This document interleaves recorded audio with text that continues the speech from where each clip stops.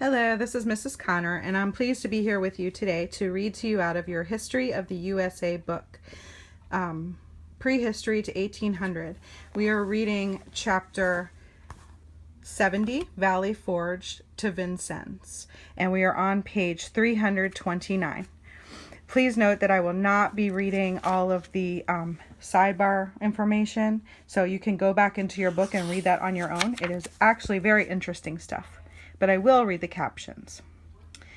Things were not going well for George Washington. He lost 2 battles in Pennsylvania, one at Brandywine, the other at Germantown. Then Sir Billy Howe captured Philadelphia, and that meant that Congress, which was meeting in the State House, now called Independence Hall, had to flee. The fall of 1777 turned to winter. Howe was warm and comfortable in Philadelphia as he had been the winter before in New York. He was partying again. Loyalist families entertained him and his men. 18 miles away, Washington, Lafayette, Baron von Steuben, and the American soldiers were miserable. Washington had brought his army to a place called Valley Forge. It had been named for a nearby iron foundry. Although the foundry was now in ruins, the British had destroyed it. Valley Forge was a good site from a military point of view. The land was high, near enough to Philadelphia to keep watch on that city, but not so close that the British could cause trouble with surprise raids. And here's a picture of General George Washington and the young Marquis de Lafayette of France. They inspired troops during a terrible winter at Valley Forge, and you can see the soldiers clearly suffering. Page 330. There was little there except for farmland and the Schuylkill River. There were no buildings for the army to use as barracks, and in December when they had arrived, the ground was covered with snow. The men had marched a long distance, and many were in rags. Within a few days, the river turned ice hard. A cold wind began blowing. The soldiers pitched tents and built huts of sticks, logs, and mud plaster.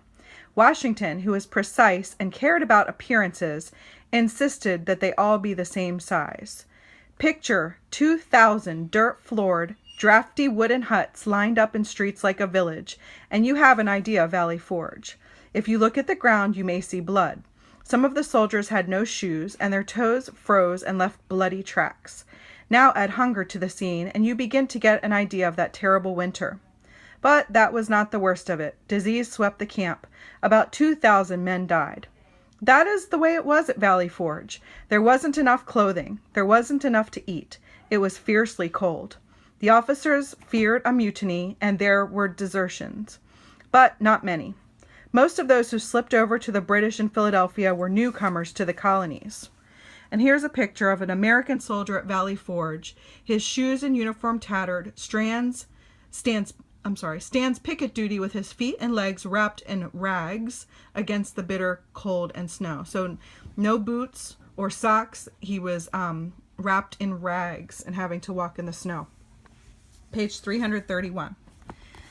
There were no battles fought at Valley Forge, none at all, but something astounding happened there. A spirit evolved. It was amazing.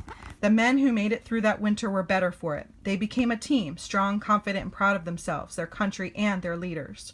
George Washington had a lot to do with that.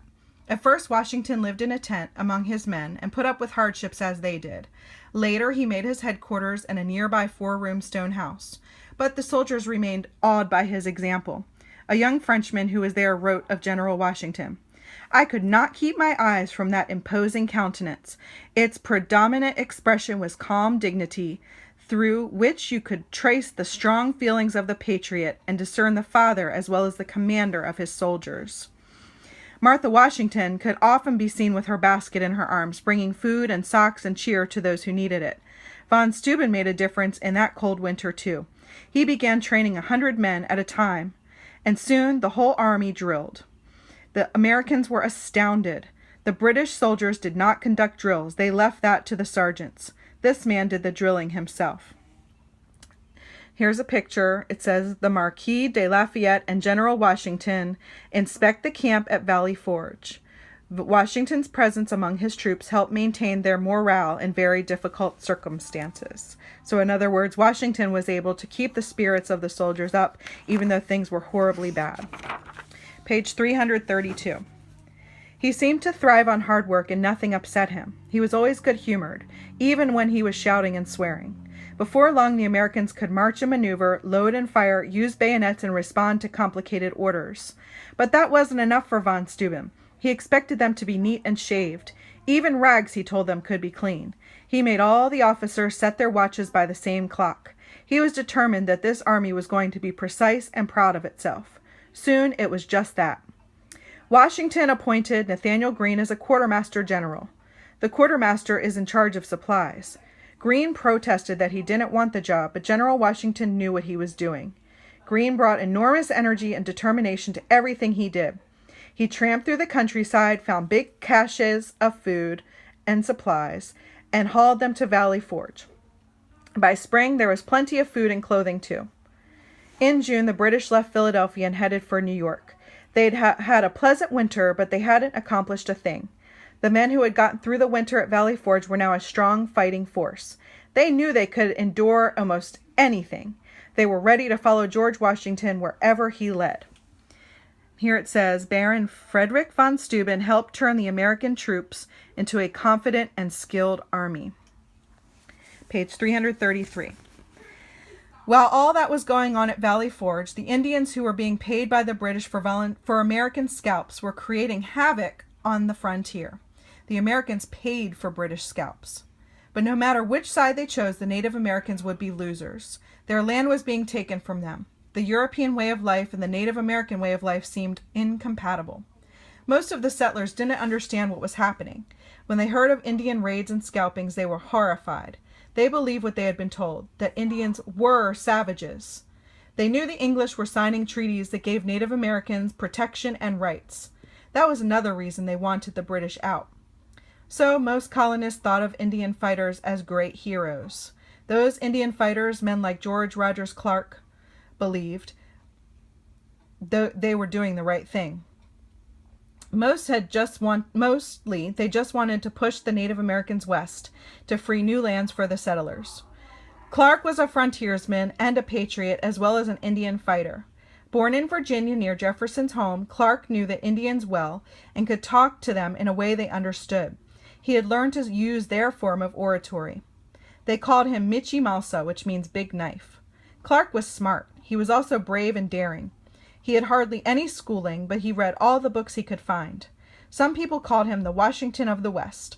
Like George Washington, he was tall, very strong, and a surveyor, but that was where the resemblance ended. He had none of the dignity of the Virginia planter. Clark's personality swung from fierce temper to calm persuasion, but rarely rested anywhere. He was 25 years old in 1778 when he persuaded Virginia's governor, Patrick Henry, to let him gather a force to take to the Ohio Valley from the British and their Indian allies. Then he proceeded to win some astounding battles. We're on page 334. Here is some of what he did.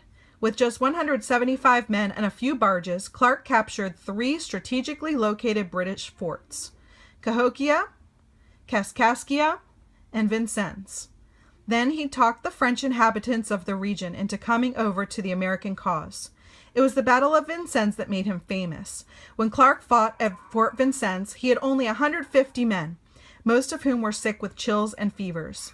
A desperate situation, he said, needs a desperate resolution. Clark sent a note to the British commander demanding the surrender of the fort. The British leader refused. Clark attacked. He decided to confuse his enemy. He kept his men yelling like maniacs and demons as they fired through gun holes into the fenced fort. To those inside, it seemed as if a huge army was attacking. The fort depended on cannons for protection, but cannons are useless against moving targets. Clark never stopped moving. The British surrendered. Later, England moved back into much of that western region, but for a while it seemed as if a young backwoodsman had captured the Ohio Territory. The Americans were frustrating the British. Men like George Rogers Clark just wouldn't fight the way they were expected to fight, and they never seemed to give up. Here in this picture, George Rogers Clark's men marched to Vincennes in February of 1779. Clark's military tactics gave his small force a victory over the British. And in this picture, George Rogers Clark accepts the surrender of the British commander Henry Hamilton at Fort Sackville. So please take a look at the other pictures and the other pieces of information within this chapter. Thank you so much for listening.